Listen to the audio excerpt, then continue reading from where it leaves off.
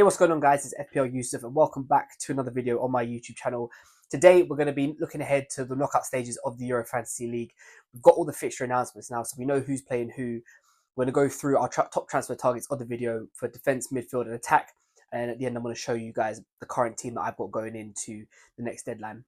So without further ado, let's get right into the video. Okay, so what I'm going to do is I'm going to combine goalkeepers and defenders together. Goalkeepers, I don't really think there's a massive amount to talk about. I won't put these in any particular order. These are just the three that I would be considering personally. So number one, I've got Jordan Pickford from England. England have been very favourable with their draw. They have got Slovakia in the round of 16 now. I do expect England to keep a clean sheet. They haven't been great through the group stages, if truth be told. They haven't really lit the world alight, but defensively they've been okay. Had a few hairy moments, but they've got some clean sheets under their belt. 2 out of 3 games were clean sheets, which is obviously from a defensive point of view is good. Not so good going forward, but yeah, for me, Jordan Pickford has got to be one of the 3 choices that I'd be personally looking at. The second one is the hardest fixture on paper, and that is France with Mike Maignan. Now, this was one thing I was sort of going and ahhing about in the group stages. Do you pick a goalkeeper who plays for a better team and is a better goalkeeper but has a harder fixture, or do you go for a keeper who maybe plays for a worse team, is not as good of a goalkeeper but has the better fixture? And I think a lot of times we're sort of inclined to play the fixture, but to be honest with you, my experience over FPL, especially in the last year or so, has kind of taught me that go for the better player on the better team, because even if the fixture's harder, like France is against Belgium, you've got more of a chance of them keeping a clean sheet. And I don't think Belgium have looked that great. And obviously, on any given day, Kevin De Bruyne, Trossard, they can turn up, but I haven't really been that impressed with Belgium. And France defensively have been okay as well. They've had a few hairy moments, but I think in the overall grand scheme of things, I think France are a pretty safe bet in terms of defensively. So yeah, Mike Maignan is going to be my number 2 goalkeeper. And the last keeper, this one's a tricky one. I think there's a few options for this third one, to be honest with you. Spain have kept 3 out of 3 clean sheets, which kind of would warrant a pick.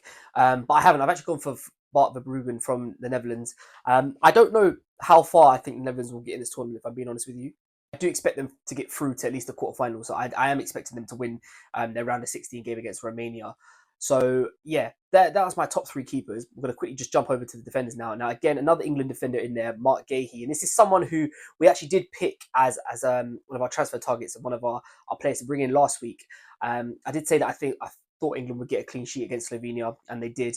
And Gahey actually come away with 8 points. So yeah, this whole ball recoveries has made centre backs a much more viable option. And I kind of wish that they would bring it into actual FPL, because obviously for normal FPL we all look at fullbacks because the attacking threat, but this ball recovery, every 3 ball recoveries they get an extra point, it really does change the dynamic, and it makes the centre backs a much more viable option, as you guys can see on the list. So yeah, Mark Gahey for me, number 1. Slovenia, I do expect England to keep a clean sheet.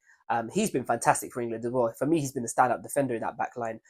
So yeah, he's going to be on my top 3. Second one I've gone for is William Saliba. Now, it's the same as what I spoke about with Maignan. Obviously, the fixture is a little bit more difficult, but I think Saliba's been France's best defender as well by quite a distance. I know there was a lot of talk about whether he would or whether he wouldn't play for Deschamps in the Euros, but I think it's clear, and he's kind of shown why he needs to be playing, because he is that good. And like I said, with the same thing as Mark Gahey with the ball recoveries, I think it's such an important thing to have. And it opens up a world of possibility for different players. So yeah, William Saliba going to be in there at the number 2 spot. And the number 3 spot, I touched on it earlier in the goalkeepers, not having a Spanish defender in there felt a little bit criminal, seeming as they've kept 3 clean sheets out of 3 games. And I've gone for Danny Carvajal. Now, Carvajal played the first 2 games, did very well on both of them, got rested for the 3rd game against Albania. So I do expect him to come back in against Georgia.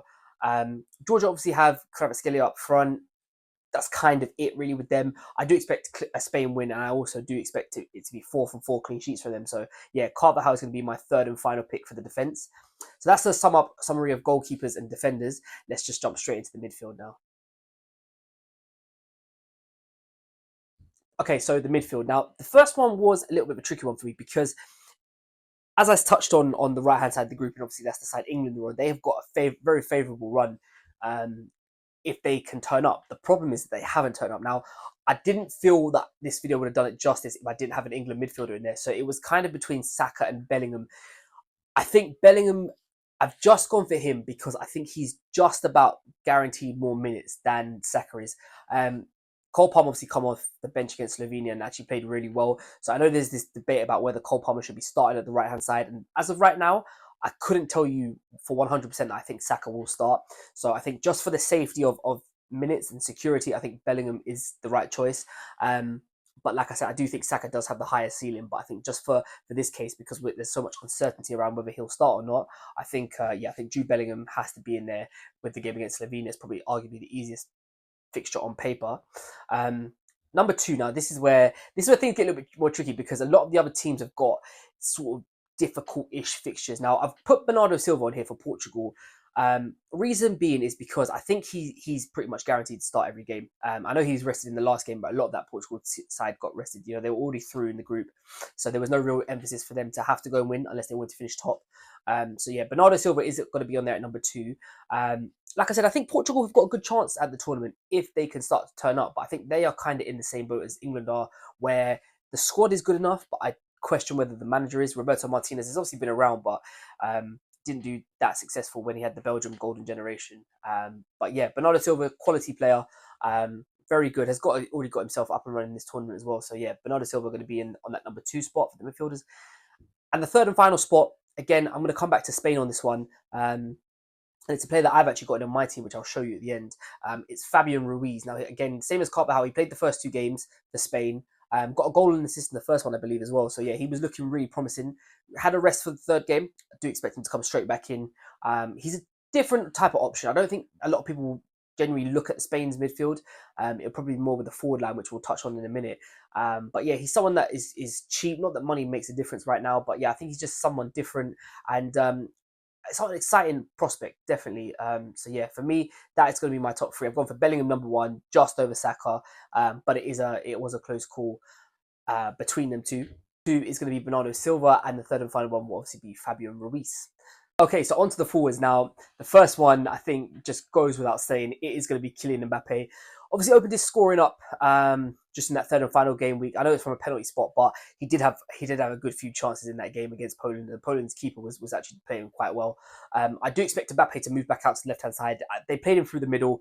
It didn't really look like it was working, if I'm being honest with you. So I think, yeah, I do expect Mbappe to go back to the left-hand side, get that one-on-one situation with the fullback, and I think, you know, he goes without saying, I think he'll probably be in most people's teams, to be honest with you.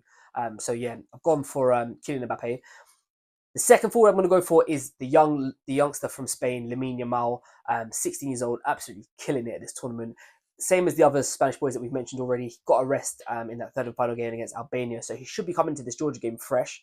Obviously, these picks that I'm making now are kind of just for this week. So obviously, you know, like I said, the left-hand side of the fixtures is a lot harder, which means Spain, if they get through, will I think end up facing Portugal, I believe it is. I can't remember off the top of my head who it is, but that whole left-hand side is a very difficult one. So the reason why I'm picking the players based off this week is because I'm going to wild card for the next game week, so I can just chop and change and like get rid of the ones who've got the hard fixtures and hopefully go for players who maybe got a little bit of an easier time of it.